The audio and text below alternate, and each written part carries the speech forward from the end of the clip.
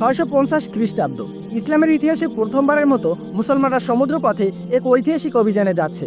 কিন্তু জানেন কি, এই অভিযানে ভবিষ্যৎবাণী করেছিলেন রাসূলুল্লাহ সাল্লাল্লাহু আলাইহি সাল্লাম, যা প্রায় 30 বছর পর বাস্তবে পরিণত হয়। আর এই অভিযানে এক নারী সাহাবীর রহস্যময় মৃত্যু ঘটে, যাকে নিয়ে রাসূলুল্লাহ সাল্লাল্লাহু আলাইহি সাল্লাম বহু বছর আগেই বলে দিয়েছিলেন। এই ঘটনা কি নিছক কাকতালীয় নাকি এক অলৌকিক সত্য? চলুন ইতিহাসের পাতা থেকে জেনে নিই।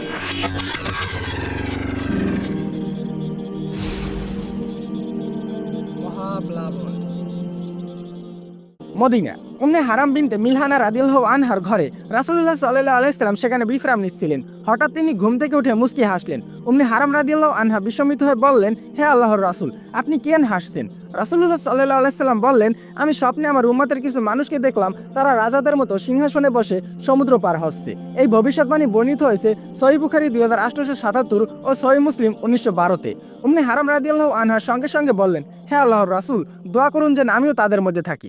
রাসূলুল্লাহ সাল্লাল্লাহু আলাইহি সাল্লাম দোয়া করলেন এবং বললেন, তুমি তাদের মধ্যে থাকবে। প্রায় 30 বছর পর উম্মে হারাম রাদিয়াল্লাহু আনহা সত্যিই সেই অভিযানে অংশ নেন। মুয়াবিয়া ইবনে আবু সুফিয়ান রাদিয়াল্লাহু আনহু সিরিয়ার গভর্নর খলিফা উসমান রাদিয়াল্লাহু আনহুর অনুমতি নিয়ে মুসলমানদের প্রথম নৌবাহিনী গঠন করেন। তাদের লক্ষ্য সাইপ্রাস দখল করে বাইজেন্টাইনদের শক্তি দুর্বল করা। মুসলিম বাহিনী সাইপ্রাসে পৌঁছেছে, বাইজেন্টাইন বাহিনী প্রতিরোধ গড়ে তোলে। তীব্র যুদ্ধ শুরু হয়, মুসলমানরা বিজয়ী হয়, বাইজেন্টাইনদের শক্তি দুর্বল হয়ে যায়। কিন্তু এই জয়ের পরেই ঘটে এক বিস্ময়কর ঘটনা। উম্মে হারাম রাদিয়াল্লাহু আনহা যখন সৈন্যদের সঙ্গে ঘোড়ায় চড়েছিলেন, তখন আকস্মিকভাবে তিনি পড়ে যান এবং গুরুতর আহত হন। অল্প সময়ের মধ্যেই তিনি শাহাদাত বরণ করেন। রাসূলুল্লাহ সাল্লাল্লাহু আলাইহি সাল্লামের ভবিষ্যৎবাণী সত্য হলো, আজও সাইপ্রাসে তার কবর রয়েছে, যা হালা সুলতান টেকরিকে নামে পরিচিত।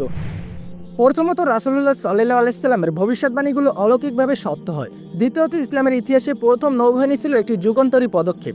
তৃতীয়ত, উম্মে হারাম রাদিয়াল্লাহু আনহা ইসলামের পথে নিজের সর্বোচ্চ ত্যাগ স্বীকার করেছিলেন।